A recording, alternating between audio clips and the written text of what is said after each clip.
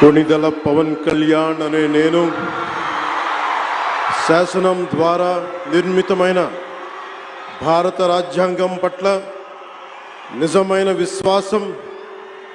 విధేయత చూపుతానని,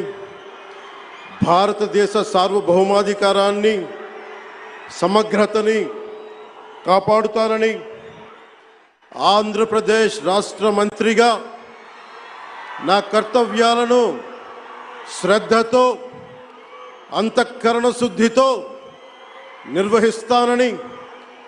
భయం కానీ పక్షపాతం కానీ రాగద్వేషాలు కానీ లేకుండా రాజ్యాంగాన్ని శాసనాలని అనుసరించి ప్రజలందరికీ న్యాయం చేకూరుస్తానని దైవ సాక్షిగా ప్రమాణం చేస్తున్నాను.